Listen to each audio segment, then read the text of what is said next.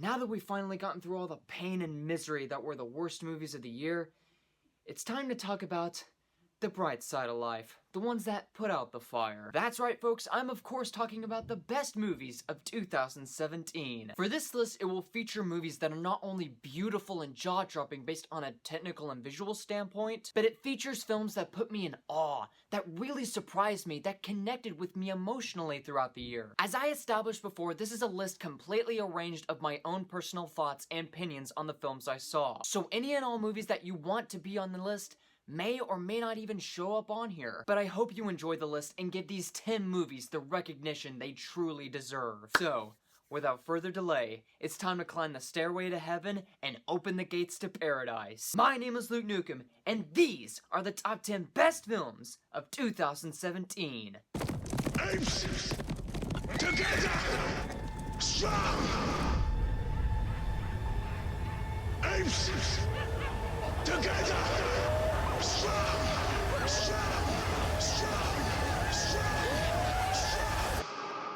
Put the bass up, will you?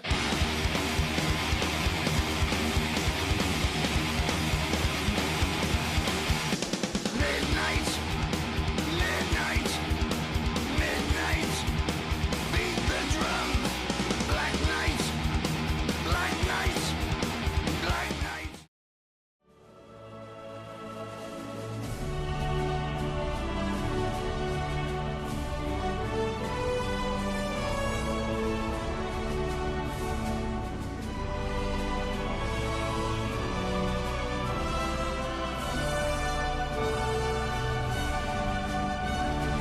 Let me tell you a story, kids. Once upon a time, there was a man who was a visually talented director and all of everyone loved him. He created a well-known trilogy that were praised by millions as well as a mind-bending sci-fi action thriller. However, things didn't feel right when he created a film that became so universally and significantly polarizing. Then, he decided to create something that he'd never done before. A war movie that goes by the name of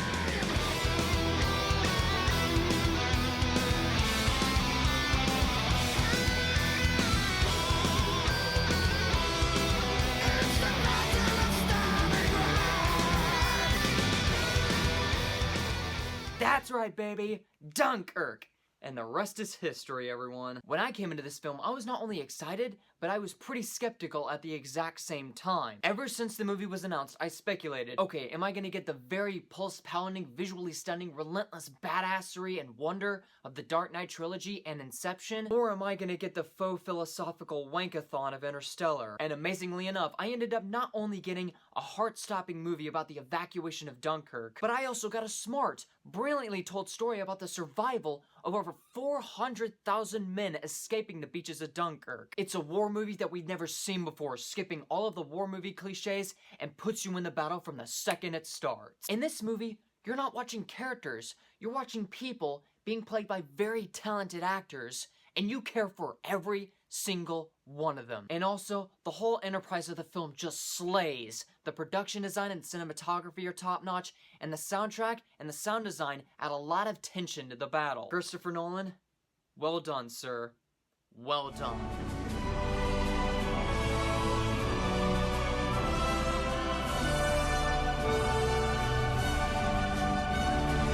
This next film on the list is a movie that I've never saw the trailers for, but I was excited for nonetheless. The first time I watched it, I didn't enjoy it as much because some people were talking in the background. The second time I saw it, none of that happened, and I absolutely loved it.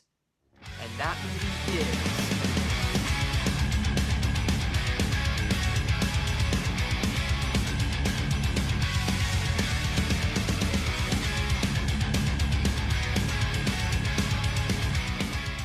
I had no idea what to expect when I went to go see Wind River. I never saw the trailers for this movie. All I did was read a synopsis online telling me what the film was about and waited for the film to come out in theaters. But as a person who watched this movie not once but twice, it's every bit as good as I'm saying it is. Taylor Sheridan, who wrote Sicario and one of the best films of last year, Hell or High Water, has created a very bleak and dreary drama based around true real-life events, featuring Jeremy Renner and Elizabeth Olsen, a reservations tracker and a rookie FBI agent trying to investigate a rape/murder of a young woman in the Wyoming wilderness. The character development and the performances are captivating. The cinematography that catches the grim aspect of the Wyoming wilderness is shot perfectly, and it features not only some realistically executed gunfights and a gratifying ending, but some of the most brilliant dialogue you will ever hear all year. My god, it's a depressing sit-through, but it's a good one at that.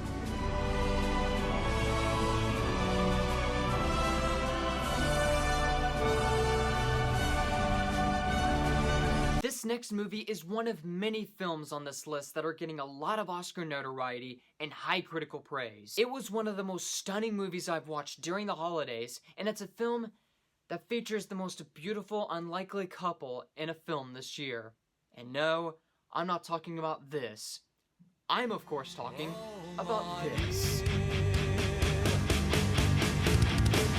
She's still the sunshine in her very eyes.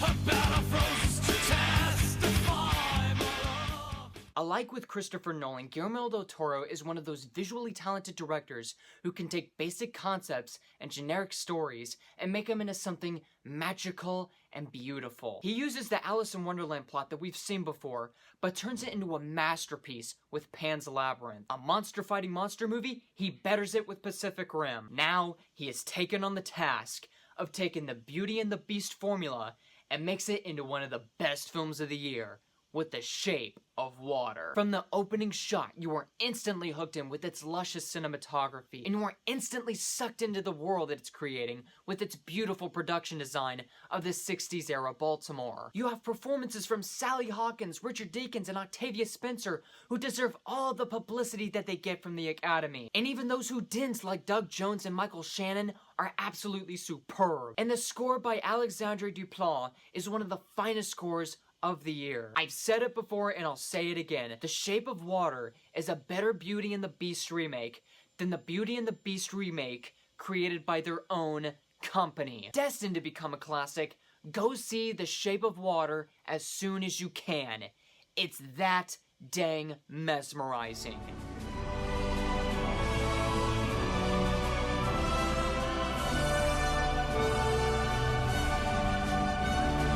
You know those times where you see a movie appearing in a small number of theaters and you say, oh, that looks actually good, I'll give it a watch. And then you see it and you absolutely love the heck out of it. And you constantly rave about it over and over again, saying how it should be more recognized by the mainstream public. Well, that's exactly what happened when I saw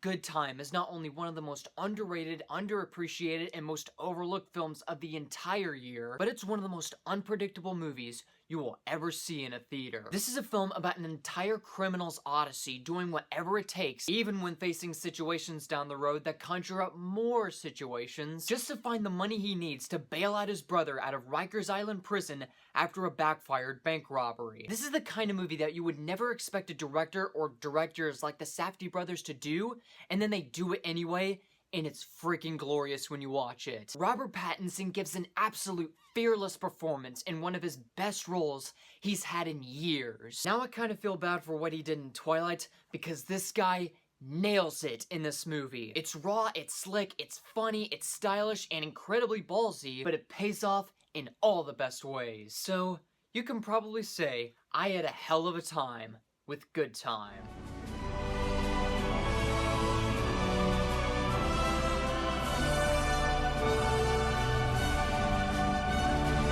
Coming in at number 6 on my list is a movie that, again, I didn't see the trailers for when it was released. Okay, I think I saw a tiny teaser for it. The first time I even heard of this movie is not only because of a teaser trailer and some of the posters of the film, but I saw a movie review of the film that gave it praise to high heaven. So, I decided to go see it with my mom, and we loved every second of it. And before you ask, no, it is not a chick flick. Instead, it's a movie that we really just don't get in theaters nowadays.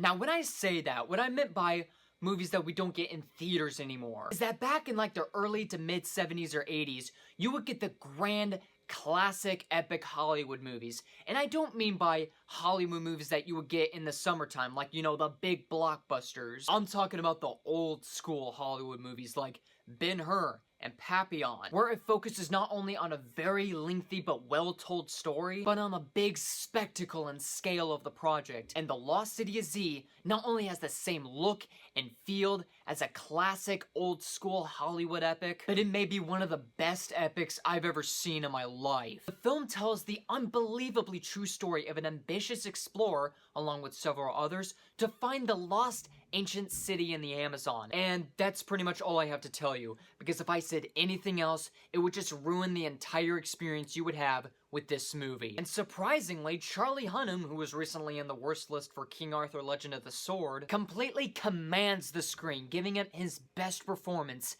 in years. And others like Robert Pattinson, who was also on the list for Good Time, Sienna Miller, and Tom Holland, the new Spider-Man, are excellent in this film as well. The cinematography couldn't be more gorgeous. The dialogue couldn't be more well-crafted and charming. The editing is evenly paced, and the direction by James Gray is absolutely remarkable. Go see this movie as soon as you can, because man, they just don't make them like this anymore.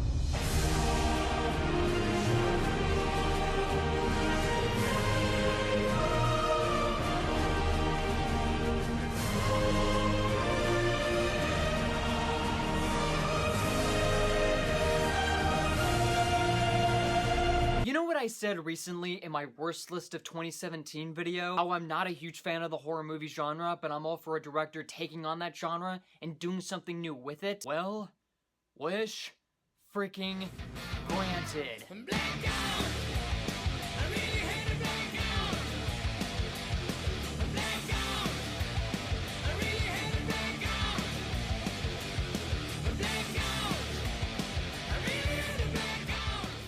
We never really get new and inventive horror movies nowadays. Most of the time, it just repeats the same story, same tropes, same cliches as those demonic possession movies. Now we get something fresh and rewarding that we haven't seen before with Get Out. When I saw the trailers and noticed that Jordan Peele was directing and writing the flick, I was intrigued, but not entirely pulled in. But once I finally saw the film, Jordan Peele proved me wrong about how much his on-point direction and clever writing can create a suspenseful, thrilling, intense, and even hilarious movie that will in time become one of the greatest horror comedies of all time. It's suspenseful without having to crowbar in predictable jump scares. It's funny without having to be juvenile. It invokes relevant social commentary smartly without having to overshadow the entertainment of the film. What more can be said about Get Out that hasn't been said already? Get Out is one of the best films you are ever likely to see this year, and if you haven't seen it yet, now's your chance.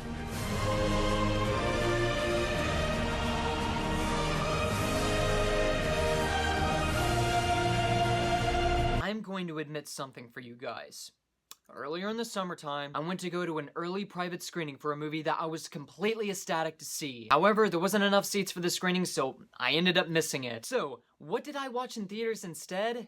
Transformers: The Last Knight. Doesn't that sound like the worst decision you've ever made in your life? But I know what you're thinking. What movie did I miss out on that I thankfully saw again in theaters? Well,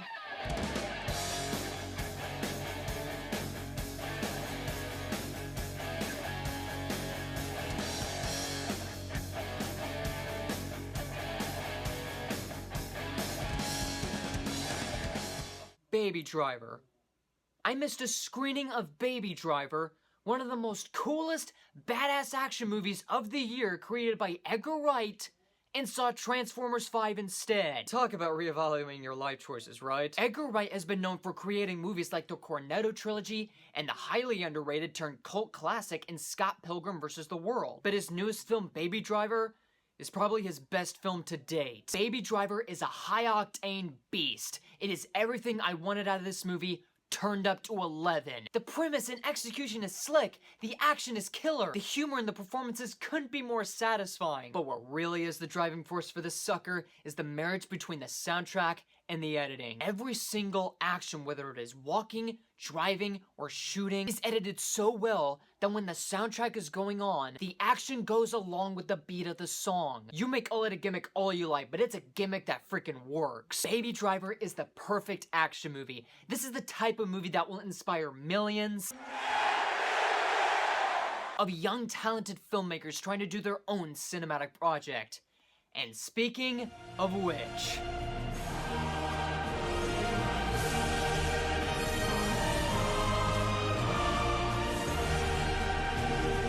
alright, it's all come down to the wire, because at long last, we finally reached the top 3 best films of the year. Now these next movies, number 3 and number 2, I kept flip-flopping back and forth, because both of these movies are so perfect in every conceivable way that it was extremely hard for me to decide what order they should be in, but I put them on the list as they are, so here's the final results. Number 3 is something that came out very early in the year, and has one of the best arcs and conclusions to a character that I have seen all year. And you probably already know where I'm coming from on this one.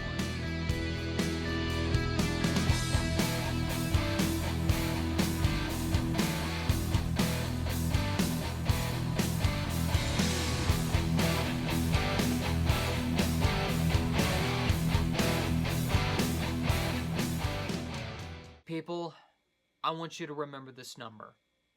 17. Why do I say this? Because that is how many years that Hugh Jackman has played the role of Logan, also known as the Wolverine. And in this movie, he caps it off with his best performance as Logan by many miles. In a movie that is quite possibly one of the top 5 best superhero films I have ever seen in my life. James Mangold, who recently done the Wolverine, pulls off a Wolverine movie that no one thought they'd ever get. Not only a movie where Logan rips people to shreds in brutal, bloody, and glorious fashion, but it's a film that gave me everything I wanted out of a movie like this. An emotional journey involving a damaged, withered old man where everything is on his shoulders, trying to save someone he cares about. Not only his daughter, but from himself from total chaos. The performances from Patrick Stewart and Daphne Keane as well are great. The character-driven narrative is captivating. The violence is incredible, and the ending is something that will put a tear in anyone's eyes. Hugh Jackman, thank you so much for 17 years for your performance as the Wolverine.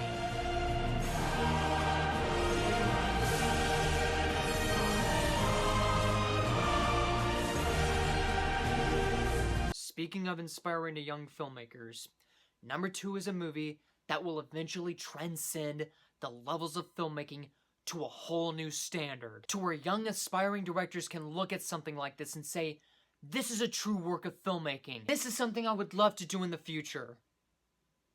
And no other movie can fit that mold than the science fiction masterpiece.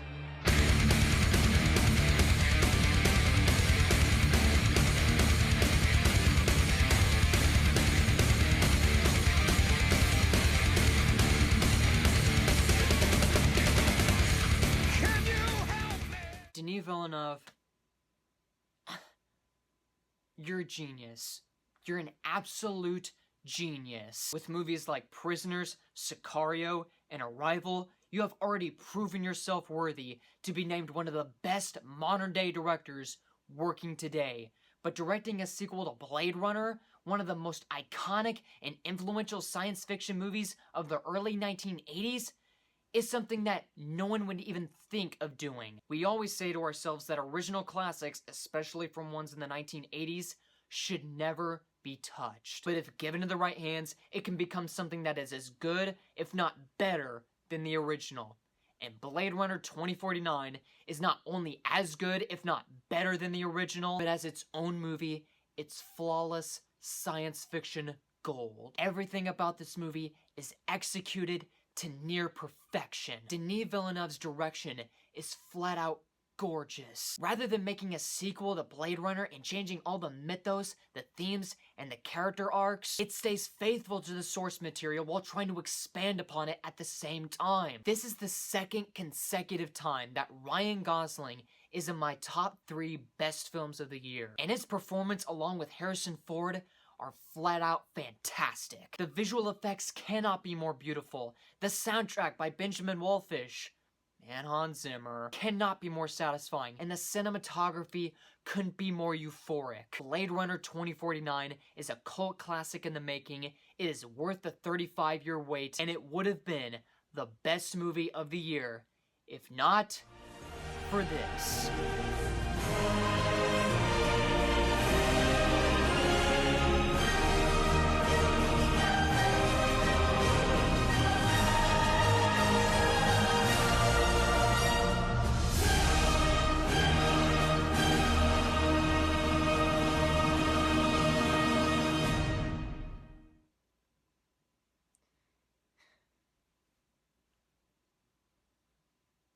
I cannot think of a better introduction for this last movie on my list.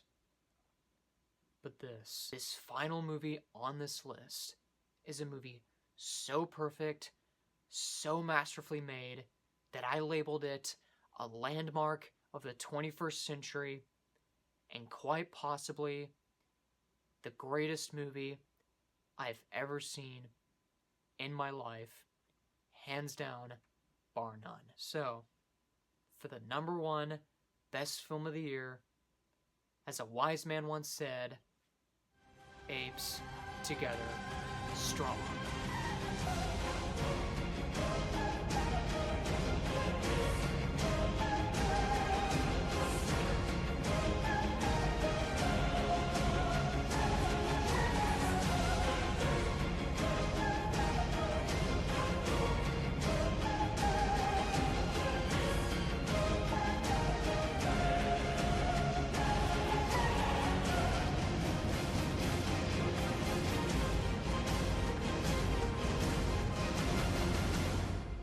There are so many movies on my channel that I genuinely gave high praise for as being one of the best films in recent memory, like Logan, Blade Runner 2049, Hardcore Henry, or just being one of the greatest movies I've ever seen in my life, like Mad Max Fury Road and A Monster Calls. But none of them can surpass the amount of unfathomable love that I have for movies and my love of film criticism like War for the Planet of the Apes can.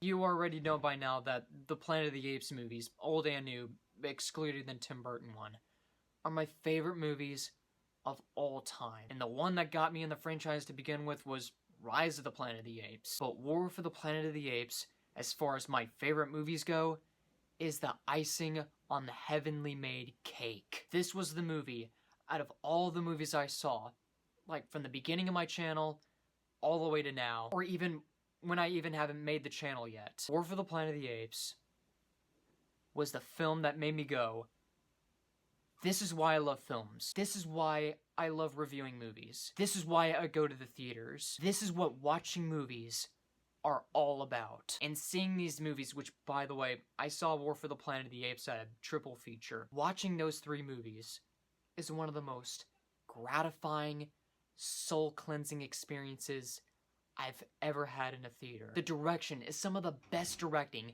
I have ever seen from Matt Reeves, who recently did the masterful predecessor, Dawn of the Planet of the Apes. And him directing at the top of his game is truly something to behold. The cinematography in this movie made my hair stand straight up and my jaw all the way to the floor, because it is euphoric to the highest caliber. Michael Giacchino's score is absolutely beautiful, and the entirety of the movie is so effortlessly paced. The visual effects, they are some of the best visual effects I have ever laid my eyes on. The acting is so mesmerizing, and this has to be the single greatest performance of my favorite actor of all time, Andy Serkis, portraying my favorite character in cinematic history, hands down, Caesar. His entire journey is something that I would never forget, because watching all the Apes movies like Rise, Dawn and War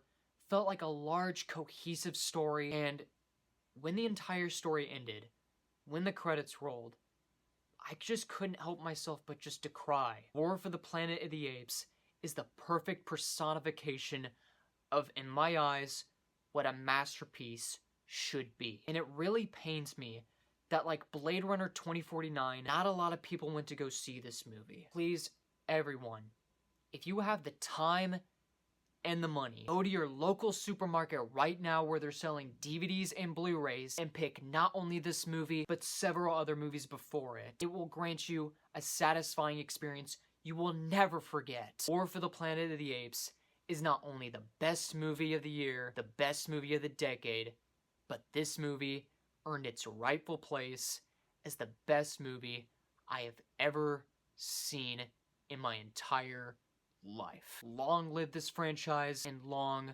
live Caesar. Everyone, thank you for another fantastic years of movie reviewing with me. 2017 sure brought us some miracles to watch. Hopefully 2018 can bring us something better, which, by the way, I don't think they can, but we'll see. Anyway, guys, thank you for watching my video of the top 10 best movies of 2017. Comment below and let me know, what are your favorite movies of the year? Find me on Facebook, Twitter, and Google+. And also, if you want to see more reviews like this, or more top 10 lists like this, be sure to subscribe for more. My name is Luke Nukem, Apes Together Strong, and have a happy new year.